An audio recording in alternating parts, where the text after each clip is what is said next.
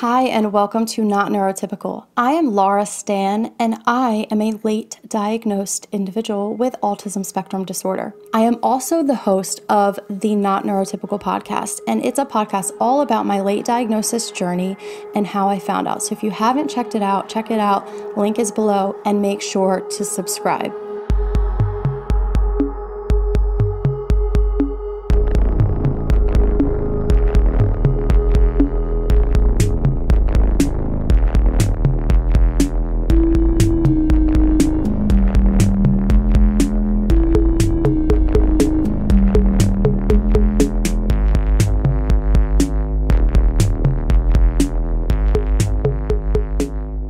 So today I really want to talk about the different reasons why we mask and what to look out for, and also how to stop masking. So this is everything you need to know, and I am currently unmasking myself, and it's a process. So rule number 1, don't let anyone pressure you into masking. Also, don't pressure yourself.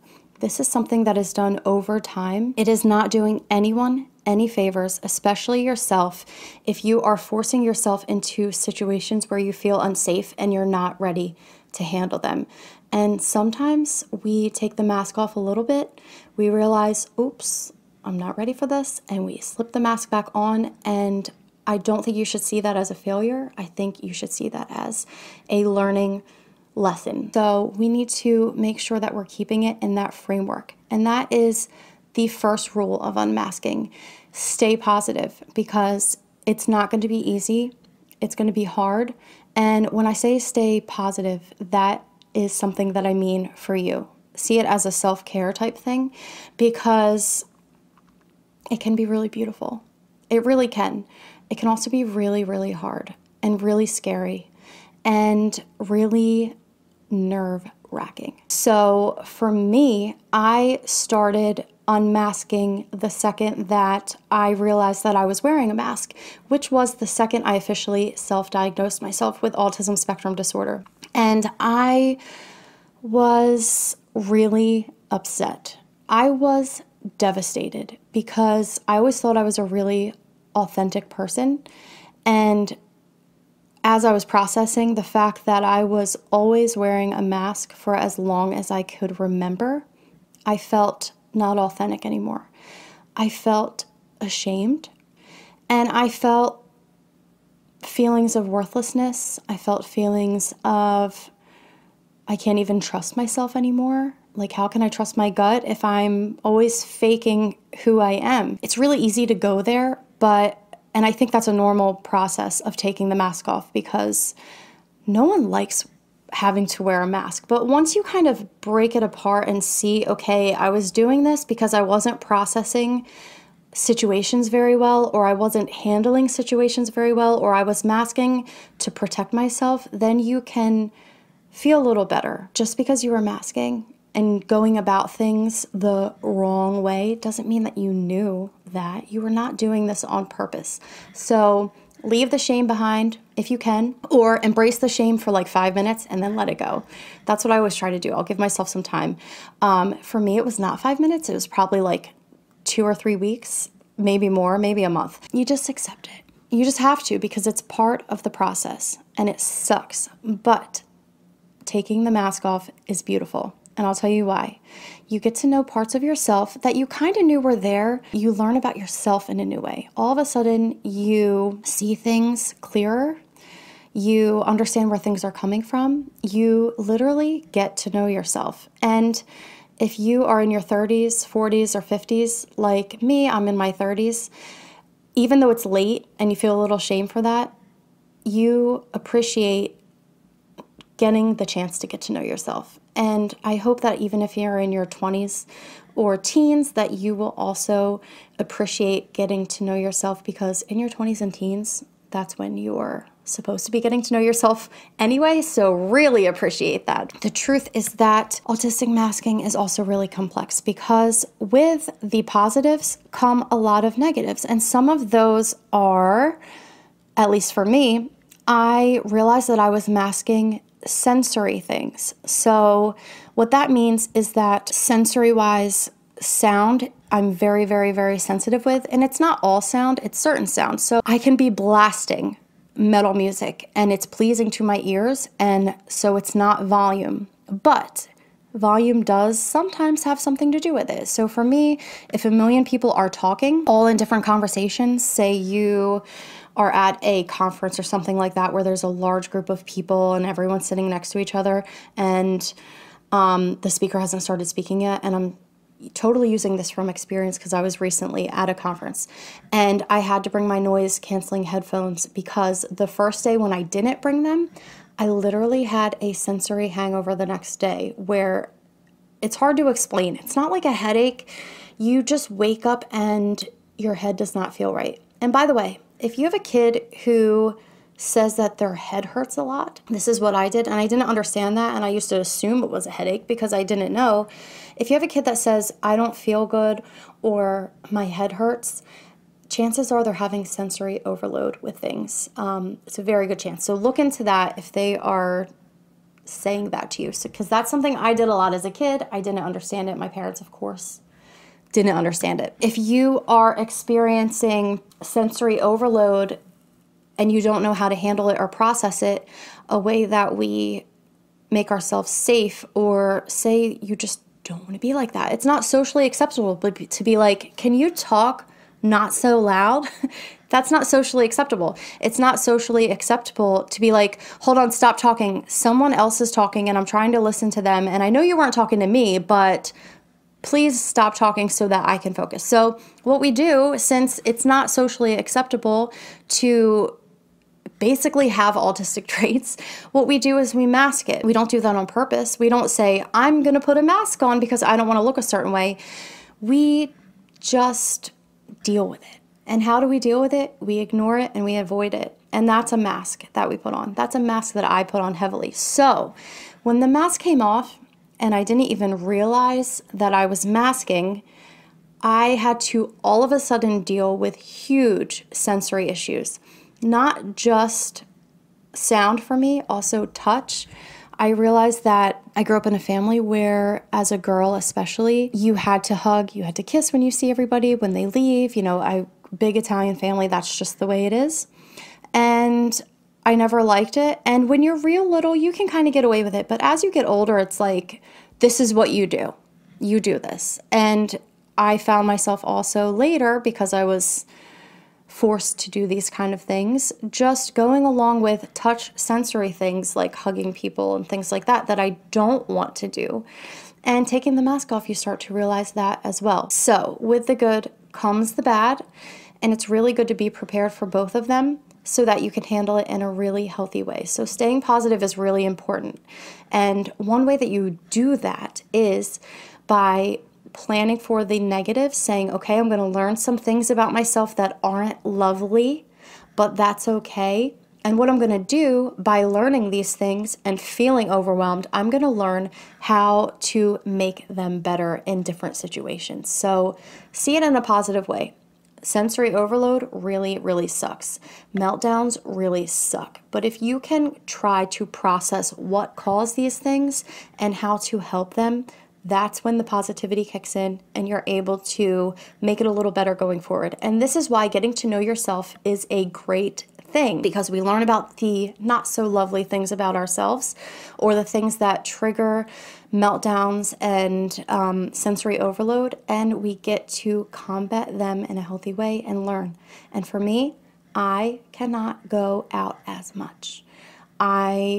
Back in the day, probably ADHD, felt like I constantly needed to leave the house, and now I'm seeing that leaving the house affects me negatively if I do it too much. So healthy boundaries. Speaking of healthy boundaries, it's really, really, really, really important to learn your healthy boundaries and take care of yourself.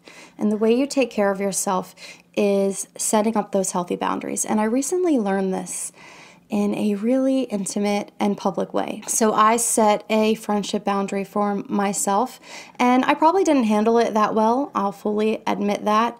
When it felt like it was just getting too hard, I set a boundary by making space.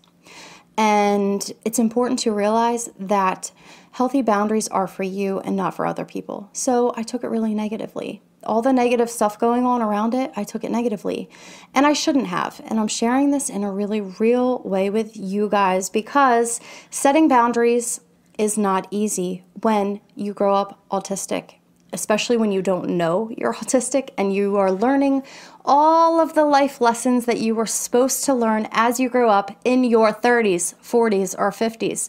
It's really hard. I am learning everything all over again. That's what it feels like when you're late diagnosed. You learn everything about yourself and then you learn how to handle it. You learn that, of course, you can take medication to help certain things, but medication doesn't change who you are. It doesn't set healthy boundaries for you. Medication doesn't help you be a better person. It helps you learn how to do those things in some cases. Some medications help you calm down just enough so that you can get to a place where you're comfortable to work on yourself. I'm on ADHD medication because I have executive functioning issues, and it helps me focus enough to be able to work on myself, but it doesn't fix my problems. And it's really important that we just learn those things, and it's hard, but that's what we have to do. So setting healthy boundaries is really the biggest thing that I am learning right now, because the mask comes off and then what are you supposed to do? What are you supposed to do when the mask comes off? You have to learn trial and error, basically. Best guesses for yourself what's going to work, and you put yourself in situations, kind of see how it goes. That's what I did. I set a healthy boundary for myself and I learned a lot.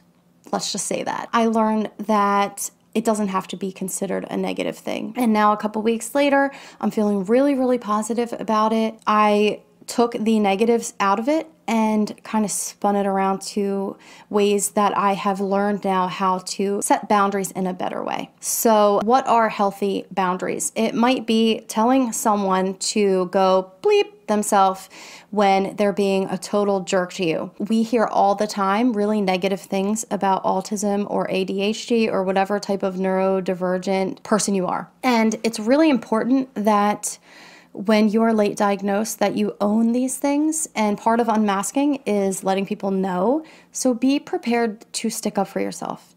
If you are not able to stick up for yourself and you unmask and you basically come out to people around you, say, like for instance me, hey, I'm autistic, I just found out after my son was diagnosed and all of that. If someone responds really negatively, you have to stick up for yourself, or you feel shame, you feel alone, you feel horrible. But if you can stick up for yourself, then you're like, well, I said my piece and they respond accordingly after that. You have to set these healthy boundaries. You decide for yourself where you are going to set your healthy boundaries. At first, you can set them really high boundaries. Protect yourself.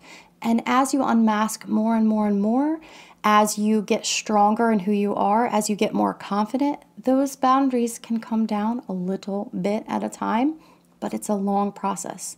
And by no means am I an unmasking expert. I am sharing my unmasking journey with you, which I am not complete yet.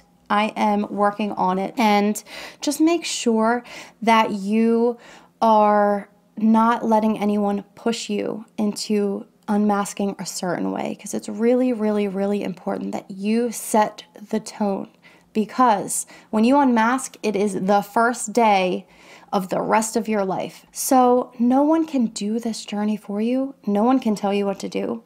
No one can set a healthy boundary for you.